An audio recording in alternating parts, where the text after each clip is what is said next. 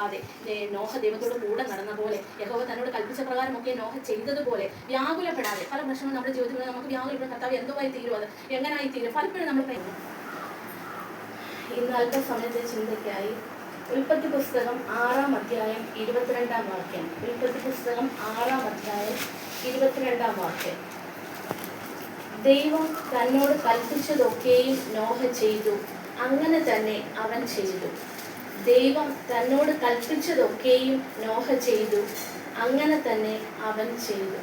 കണ്ണോടടക്കം പ്രാർത്ഥന. ദൈവമായ കർത്താവേ, പല ഭവനങ്ങളിലായിരുന്നു ഞങ്ങൾ ഒരുമിച്ച് ഒത്തൊരുമിച്ച് നിന്റെ സന്നദ്ധിയിലായാലും പലയിടയാക്കി വിലയേറെ അവസ്ഥനായി നന്ദി അറിഞ്ഞ ഹൃദയത്തോടെ സ്തോത്രം ചെയ്യുന്നു. കർത്താവെ വചനമായി നിന്റെ മുൻപിൽ നിൽക്കുമ്പോൾ കർത്താവെ നീ അത്ഭുതം പ്രവർത്തിക്കുമാറാണ്. കർത്താവെ അടിയലേതുമില്ലാത്ത നിന്റെ കൃപ കൂടെ ഇരിക്കണമേ. പ്രാർത്ഥന കേട്ട് നാൾ സ്തോത്രം. യേശുനാം നല്ല പിതാവേ. ഉൽപ്പത്തി പുസ്തകം 6, 7, 8, 9 അധ്യായത്തിൽ പ്രധാനമായിട്ടും നോഹയെ പറ്റിയാണ് പറയുന്നത്. നോഹയുടെ വംശം. നോഹ നീതിമാനും തൻ്റെ തലമുറയിൽ നിഷ്കളങ്കനുമായിരുന്നു. നോഹ ദൈവത്തോട് കൂടെ നടന്ന് ദൈവം ഭൂമിയിൽ ആ സമയത്ത് നോക്കുമ്പോൾ മനുഷ്യരെല്ലാം വഷളന്മാരായി നിറഞ്ഞിരിക്കുന്നത് കണ്ടു. അങ്ങനെ ദൈവത്തിന് അവരോട് അതൃപ്തി തോന്നി. അങ്ങനെ അവരെ നശിപ്പിക്കാനായിട്ട് ദൈവം ഇവിടെ ഒരു ജലപ്രളയം ഉണ്ടാക്കുന്ന കഥയാണ് നമ്മൾ ഈ 3 അധ്യായത്തിൽ നമുക്ക് കാണാനായിട്ട് സാധിക്കുന്നത്. അതിന് ഒരു പെട്ടകം നിർമ്മിക്കുന്നതിന് വേണ്ടിയിട്ട് നോഹയെ ദൈവം ഒരുക്കുകയാണ് ചെയ്യുന്നത്. ഗോഫർ മരത്തിൻ്റെ തടി കൊണ്ട് അതിൻ്റെ നീളം 300 മുഴം, വീതി 50, ഉയരം 30, അതിന് കിളിവാതിൽ വേണം. അങ്ങനെ ഓരോ കാര്യങ്ങളും ഓരോ സമയത്ത് ദൈവം നോഹയോട് പറഞ്ഞു കൊടുക്കുന്നുണ്ട്. അതൊക്കെയും നോഹ അനുസരിച്ച് ദൈവം പറഞ്ഞ പ്രകാരം അതൊക്കെയും ചെയ്യുന്നു. അങ്ങനെ പെട്ടകം പണിയുന്നു. പെട്ടകം പണിത സമയത്ത് കൂടെയുള്ളവരെല്ലാം അവനെ കളിയാക്കുന്നുണ്ട്. നോഹ അതൊന്നും മൈൻഡ് ചെയ്യാതെ ദൈവത്തിൻ്റെ ആലോചന പ്രകാരം ദൈവം പറയുന്നതിനനുസരിച്ച് നോഹ പെട്ടകം പണിതു. കിളിവാതിൽ അതിന് വെച്ചു. ദൈവം എല്ലാം കൃത്യമായിട്ട് നോഹയോട് പറഞ്ഞു. നോഹ മറുത്തൊന്നും ചോദിക്കാതെ ദൈവം പറയുന്നതനുസരിച്ച് അതൊക്കെയും ചെയ്യുന്നു. അങ്ങനെ ദൈവം പറയുന്നു, ഈ രണ്ടായി ജീവനുള്ളത്, ജീവന് വിശുദ്ധിയുള്ളത്, വിശുദ്ധിയില്ലാത്ത, അങ്ങനെ ഈ രണ്ടായി ആണും പെണ്ണുമായി ഓരോ പക്ഷികളെ, ഇഴജാതികളെ എല്ലാം. അതോടൊപ്പം തന്നെ നോഹയും കുടുംബവും പെട്ടകത്തിനകത്ത് കയറുന്നു. 40 ദിവസം ഭൂമിയിൽ മഴ പെയ്യുന്നു. മഴ പെയ്യുന്നതിന് 7 ദിവസം മുൻപിട്ടേ പെട്ടകത്തിനകത്ത് നോഹ പ്രവേശിക്കുന്നതായിട്ട് നമ്മൾ വായിക്കുമ്പോൾ നമുക്ക് മനസ്സിലാക്കാൻ പറ്റും. അത് കഴിഞ്ഞിട്ട് 40 രാവും 40 പകലും മഴ പെയ്യിക്കുന്നു. അങ്ങനെ അത് 40 രാവും 40 പകലും മഴ പെയ്തതിന് ശേഷം ആ വെള്ളം 150 ദിവസത്തോളം ഭൂമിയിൽ ഇങ്ങനെ പൊങ്ങി കിടക്കുന്നുണ്ട്. പെട്ടകം അരാരത്ത് പർവ്വതത്തിൽ പോയി ഉറച്ചു. ആ വെള്ളം മാറിയോ എന്നറിയാൻ വേണ്ടി ആദ്യം ഒരു മലങ്കാക്കയെ പുറത്തു വിടുന്നു നോഹ. കാക്ക തിരിച്ചു വരുന്നു. പിന്നെ ഒരു പ്രാവിനെ വിടുന്നു. അതിൻ്റെ ചുണ്ടിൽ തളർത്ത ഇലയുണ്ട്. അപ്പം ചെറുതെ ആ വെള്ളം വറ്റി പോകുന്നതായിട്ട് നോഹയ്ക്ക് മനസ്സിലാക്കാൻ പറ്റുന്നുണ്ട്. പിന്നീട് ഒരു പ്രാവിനെ അയച്ചു. പക്ഷെ ആ പ്രാവ് തിരികെ വന്നില്ല. അങ്ങനെ ആ കഥ പിന്നീട് ദൈവം ഒരു അടയാളം പോലെ മഴവില്ല് ഉണ്ടാക്കുന്നു. പിന്നെ ജലപ്രളയത്താൽ ഒരിക്കലും ദേശത്തെ നശിപ്പിക്കുകയില്ല എന്ന് ദൈവം ഉടമ്പടി ചെയ്യുന്നതിന് അടയാളമായി ആകാശത്ത് മഴവില്ല് കാണുന്നു. അങ്ങനെ നോഹയെ ദൈവം തലമുറകളായിട്ട് അനുഗ്രഹിക്കുന്ന ഒരു കഥയാണ് നമ്മൾ ഇതിനകത്ത് കാണാൻ പറ്റുന്നത്. ഈ കഥയിൽ കൂടി മനസ്സിലാക്കുന്ന 3 കാര്യം. ഇതെനിക്ക് ഈ കണ്ടന്റ് കിട്ടിയെന്ന് വെച്ച് കഴിഞ്ഞാൽ, എനിക്ക് ഒരു മാനസികമായിട്ട് വിഷമം ഉണ്ടാക്കിയ ഒരു സംഭവം എൻ്റെ ജീവിതത്തിൽ ഉണ്ടായപ്പോൾ ഞാൻ ദൈവത്തോട് പ്രാർത്ഥിച്ചു. അപ്പം പലരും പറയും ഈ വെളുപ്പിന് 3 മണി സമയത്തൊക്കെ അലാറം വെച്ച് നമ്മൾ ചിലരെണ്ണിക്കും ചിലരെണ്ണിക്കാറുണ്ട്. ഞാനങ്ങനെ എണ്ണിക്കാറൊന്നുമില്ല. അപ്പം അലാറം വെച്ച് എണ്ണീറ്റ് നീ പ്രാർത്ഥിച്ചു കഴിഞ്ഞാൽ നിൻ്റെ പ്രാർത്ഥന ദൈവം കേൾക്കുമെന്ന് പറഞ്ഞു. എൻ്റെ ജീവിതത്തിൽ പറയുവാണെങ്കിൽ അതെനിക്ക് സത്യമായിട്ട് വന്നു.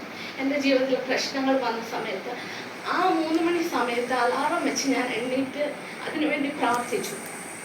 പിറ്റേന്ന് രാവിലെ ഞാൻ മൊബൈലിൽ നോക്കും. നമ്മൾ എണ്ണിക്കുമ്പോൾ ഓൾറെഡി നമ്മൾ പ്രാർത്ഥിച്ചു എണ്ണീറ്റു.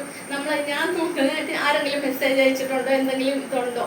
അപ്പോൾ ഫോണിൽ എനിക്ക് ഒരു ആൻറ്റി എനിക്കിട്ടേക്കുന്ന, അന്ന് രാവിലെ എണ്ണീറ്റ സമയത്ത് എനിക്കിട്ടേക്കുന്ന ആ വിഷയത്തിൽ ഞാൻ ഒരുപാട് പ്രയാസപ്പെട്ടായിരുന്നു. അപ്പം എനിക്ക് അതിൽ കിട്ടിയ ആ ആൻറ്റി എനിക്കിട്ട ഒരു ഇതെന്ന് വെച്ച് കഴിഞ്ഞാൽ, പെട്ടകം എവിടെ ഉറയ്ക്കണമെന്ന് യഹോവ ദൈവം തീരുമാനിച്ചിട്ടുണ്ട്. നോഹ അതിനെക്കുറിച്ച് വ്യാകുലപ്പെടേണ്ട ആവശ്യം വന്നില്ല. ആ ഒരു വാക്യം ആ ആൻറ്റി എനിക്കിട്ട് തന്നെ. ഞാനപ്പോൾ ആ ഒരു ഇത് എൻ്റെ മനസ്സിൽ ഭയങ്കരമായിട്ട് കൊണ്ടു. അതായത് പെട്ടക എവിടെ ഉറയ്ക്കണമെന്ന് ഒരിക്കൽ പോലും നോഹ വ്യാകുലപ്പെടേണ്ട ആവശ്യം വന്നില്ല. അത് ദൈവം കരുതിയിട്ടുണ്ടായിരുന്നു. ആ കറക്റ്റ് സ്ഥലത്ത് ആ പെട്ടകം ഉറച്ചു. അപ്പം എനിക്ക് ഒരു ധൈര്യം വന്നു, ദൈവമേ ഈ ഒരു വാക്യം കിട്ടി, ഞാൻ ഇതിൽ പൂർണ്ണമായി വിശ്വസിക്കുന്നു.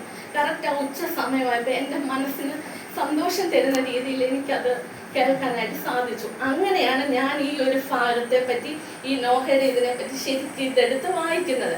അങ്ങനെ അപ്പോൾ ഈ കഥ മനസ്സിലായി. നമുക്ക് കഥ അറിയാം, കുഞ്ഞുങ്ങളെ നമ്മൾ സൺഡേ സ്കൂളിൽ പോകും, നമ്മൾ പഠിപ്പിക്കും, നമുക്ക് കഥ അറിയാം.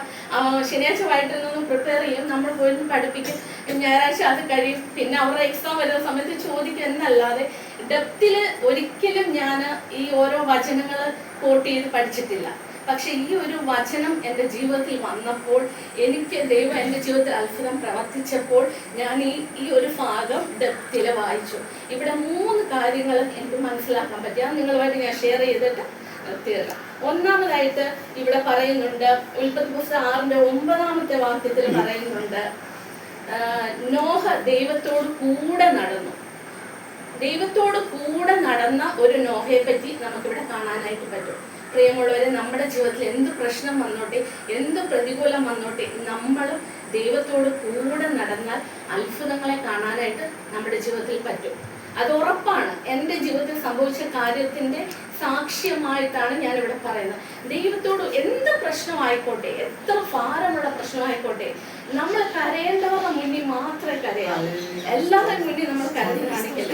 ചിലർ നമ്മളെ സന്തോഷിപ്പിക്കുന്നവർ കാണും, ചിലപ്പോൾ മാറി നിന്ന് കുറ്റം പറയുന്നവർ കാണും, ചിലപ്പോൾ നമ്മുടെ മുന്നിൽ നമ്മളെ അവർ പുകഴ്ത്തും, പക്ഷെ അങ്ങോട്ട് മാറുന്ന എന്താ പറയുന്നത് നമുക്കറിയത്തില്ല.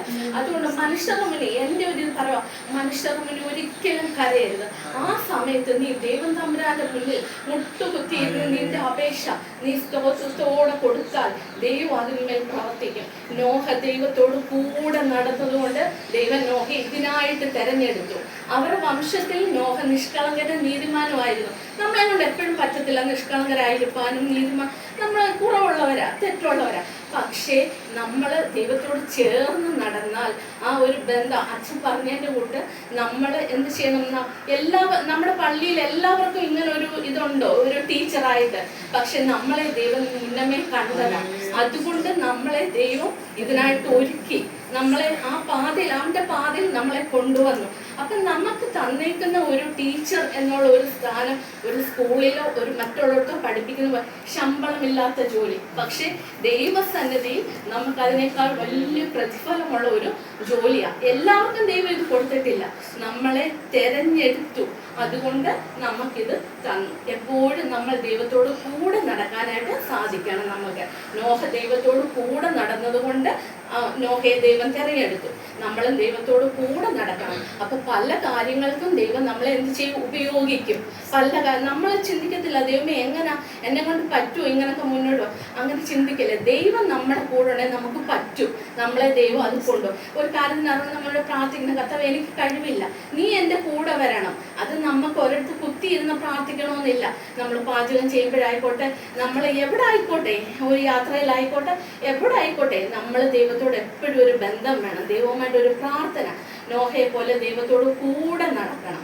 അപ്പൊ ദൈവം നമ്മളെ എടുത്ത് ഉപയോഗിക്കും. രണ്ടാമതായിട്ടുള്ള കാര്യം, ഉൽപ്പത്തി പുസ്തകം 7-5 വാക്യം, യഹോവ തന്നോട് കൽപ്പിച്ച പ്രകാരം ഒക്കെയും നോഹ ചെയ്തു. ആ 40 രാവും 40 പകലൊക്കെ മഴ പെയ്തു. അതിന് മുന്നിട്ട് 7 ദിവസം മുന്നിട്ടേ പെട്ടകത്തിനകത്ത് നോഹ കയറി. നോഹയും കുടുംബം കയറാൻ പറഞ്ഞു. കയറി കിളിവാതിലൊക്കെ ദൈവം അടച്ചു. അതെല്ലാം ചെയ്ത സമയത്ത് പിന്നെ അവിടെ പുറമെ എല്ലാവരും ഉണ്ട്. നോഹയോട് ഇത് ചെയ്തപ്പോൾ മറുത്തൊന്നും പറയാതെ നോഹ ഇതെല്ലാം ചെയ്തു. ദൈവം പറഞ്ഞതെല്ലാം അനുസരിച്ച് നോഹ ഇത് ചെയ്തു. കൂടെ നിന്നൊരു കളിയാക്കിയവരുണ്ട്, ഇവനെന്തുവാ ഇത്, ഇവൻ ദൈവം പറഞ്ഞതനുസരിച്ച് ഇതെന്താ ഇങ്ങനെ ചെയ്തത്. മനുഷ്യരാ, അവനെ ഒരുപാട് കളിയാക്കും. പക്ഷെ അതൊന്നും നോഹ കേട്ടില്ല. നോഹ എന്ത് ചെയ്തു, ദൈവം തന്നോട് കൽപ്പിച്ച പ്രകാരം ഒക്കെയും നോഹ ചെയ്തു. ഇപ്പൊ ഇപ്പൊ അതിന്റെ നീളം ഇപ്പൊ 300 മുഴം, വീതി 50 മുഴം, അതിന്റെ ഉയരം 30, അങ്ങനൊക്കെ പറഞ്ഞു. കിളിവാതിൽ ഇന്ന സ്ഥലത്ത് വേണമെന്ന് വ്യക്തമായിട്ട് അതിനകത്ത് പറയുന്നുണ്ട്. പശ വെച്ചിട്ട് അതെല്ലാം കൂടി എല്ലാം ഗോഫർ മരത്തിന്റെ തടിയോടെ എല്ലാം വ്യക്തമായിട്ട് ഓരോ കാര്യങ്ങൾ ദൈവം തമ്പുരാൻ നോഹയോട് സംസാരിക്കുന്നുണ്ട്. ഇപ്പൊ ഞാൻ എൻ്റെ ഇത് വെച്ചിട്ട് ഞാനാണെങ്കിൽ എന്തിനാ ദൈവമേ ഇപ്പൊ 100 മുഴുവൻ എന്തിനാ കുറച്ച് കുറഞ്ഞ് അങ്ങനെയൊക്കെ നമ്മൾ മനസ്സിലാക്കും. പക്ഷെ നോഹ അതൊന്നും കേട്ടില്ല. ഈ പിന്നെ പല വാക്കുകൾ പറഞ്ഞ മനുഷ്യർക്കൊന്നും നോഹ ചെവി കൊടുത്തില്ല. ദൈവം തന്നോട് കൽപ്പിച്ചതൊക്കെയും നോഹ ചെയ്തു. നമ്മുടെ ജീവിതത്തിലും പലരും നമ്മളോട് പറയും, നീ എന്തിനാ ഇങ്ങനെ ഇറങ്ങിപ്പോകും? ചിലപ്പോൾ നമ്മുടെ വീട്ടിൽ നിന്ന് തന്നെ പ്രഷർ കാണും, രാവിലെ ഇറങ്ങിപ്പോന്നു അല്ലെ. ഇപ്പം ഞായറാഴ്ച ദിവസം നമ്മൾ ഓരോരുത്തരുടെ കാര്യം പറയുവാണെങ്കിൽ നമ്മൾ രാവിലെ 7 മണിയാകുമ്പോൾ വീട്ടിൽ നിന്ന് ഇറങ്ങുന്നത്, അല്ലെ 7:15 നമ്മൾ പോകുന്നത്.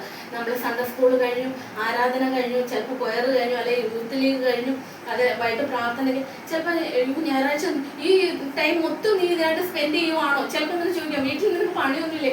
പക്ഷെ നമുക്ക് പലരും ചോദിച്ചാലും നമ്മൾ മൈൻഡ് ചെയ്യില്ല. നമ്മൾ ദൈവസന്നിധിയിലേക്കാണ് നമ്മൾ പോകുന്നത്. ഞായറാഴ്ച ഒന്നൊരു ദിവസം ദൈവത്തിന് കൊടുത്താൽ വേറെ 1000 ദിവസത്തേക്കാൾ അത് ഉത്തമമെന്നാണ് ബൈബിൾ പറയുന്നത്. അപ്പൊ ദൈവസന്നിധിയിലും നമ്മൾ സമയം ചെലവഴിക്കണം. യഹോവ തന്നോട് കൽപ്പിച്ച പ്രകാരം ഒക്കെയും നോഹ ചെയ്തു. അതുപോലെ ദൈവം നമ്മളോട് ഓരോ കാര്യങ്ങൾ ചെയ്യാം. ദൈവം എനിക്ക് കഴിവില്ല എന്ന് പറഞ്ഞിട്ട് പുറകോട്ട് മാറി നിൽക്കാതെ, ദൈവം എൻ്റെ കൂടെ ഉണ്ട്, എനിക്ക് പറ്റും, എന്നെ കൊണ്ട് പറ്റും, ദൈവം എനിക്കത് തരും എന്നുള്ള കറക്റ്റ് ഒരു ഇതുപോലെ ദൈവം തന്നോട് കൽപ്പിക്കുന്നത് പോലെ നോഹ ചെയ്ത പോലെ നമുക്ക് ചെയ്യാനായിട്ട് സാധിക്കണം. മൂന്നാമതായിട്ടുള്ള കാര്യം എന്ന് വെച്ച് കഴിഞ്ഞാൽ ഉൽപ്പത്തി പുസ്തകം 8:4 പെട്ടകം അരാരത്ത് പർവ്വതത്തിൽ ഉറച്ചു. 8:4 പറയുന്നു, പെട്ടകം അരാരത്ത് പർവ്വതത്തിൽ ഉറച്ചു. ഒരിക്കൽ പോലും നോഹ ദൈവത്തോട് ചോദിച്ചില്ല. ഈ 40 ദിവസം വെള്ളം രാവും പകലും മഴ പെയ്തു. അത് കഴിഞ്ഞ് പിന്നെ 150 ദിവസത്തോളം ഈ വെള്ളം ഇങ്ങനെ പൊങ്ങി നിന്നെന്നാ പറഞ്ഞ ഭൂമിയിൽ. അപ്പൊ ഒരിക്കൽ പോലും നോഹ അതിനകത്ത് നിന്നുകൊണ്ട് വ്യാകുലപ്പെട്ടില്ല. എവിടെ ഈ പർവ്വതം ഉറയ്ക്കും, എനിക്ക് ഇതിനകത്ത് തിരിച്ചിറങ്ങാൻ പറ്റും? എൻ്റെ പൊട്ടം ബുദ്ധിയിലാണെങ്കിൽ ഞാൻ ചിന്തിക്കും, ദൈവം പറഞ്ഞു ഞാൻ കയറി, ഇത് ഇറങ്ങാൻ പറ്റുമോ, വെള്ളം താഴുമല്ലോ. പക്ഷെ ഒരിക്കൽ പോലും നോഹ അങ്ങനെ ഒരു കാര്യം ദൈവത്തോട് ചോദിച്ചിട്ടില്ല. കറക്റ്റ് ആ സമയത്ത് 40 രാവും പകലും അപ്പൊ ഈ മനുഷ്യരെല്ലാം നശിച്ചു. ദൈവത്തിന്റെ സമയമായപ്പോൾ ആ പർവ്വതത്തില് ഈ പെട്ടകം ഉറച്ചു. ഒരിക്കൽ പോലും മോശ അതിനെക്കുറിച്ച് വ്യാകുലപ്പെടേണ്ട ആവശ്യം വന്നില്ല. ദൈവത്തിന് പെട്ടകം എവിടെ ഉറയ്ക്കണമെന്ന് ദൈവം തീരുമാനിച്ചിട്ടുണ്ടായിരുന്നു. അത് പ്രകാരം നോഹ അതിനെപ്പറ്റി വ്യാകുലപ്പെട്ടില്ല. കറക്റ്റ് ടൈമിൽ ദൈവം ആ പെട്ടകത്തെ ആരാരത്ത് പർവ്വതത്തിൽ ഉറപ്പിച്ചു. ഇത് തന്നെ അത്രയുമുള്ളവരെ നമ്മൾ ഓരോരുത്തരോടും ദൈവം തമ്പുരാൻ പറയാനുള്ളത്. നമ്മുടെ ജീവിതത്തിൽ പ്രശ്നങ്ങൾ, പ്രയാസങ്ങൾ എന്തു വന്നാലും പതറിപ്പോകാതെ നോഹ ദൈവത്തോട് കൂടെ നടന്ന പോലെ, യഹോവ തന്നോട് കൽപ്പിച്ച പ്രകാരമൊക്കെ നോഹ ചെയ്തതുപോലെ വ്യാകുലപ്പെടാതെ. പല പ്രശ്നങ്ങളും നമ്മുടെ ജീവിതത്തിൽ നമുക്ക് വ്യാകുലപ്പെടും. കർത്താവ് എന്തോ ആയി തീരും, അത് എങ്ങനായി തീരും. പലപ്പോഴും നമ്മൾ പ്രയാസപ്പെട്ടിട്ടും വ്യാകുലപ്പെട്ടിട്ടും ഉണ്ട്.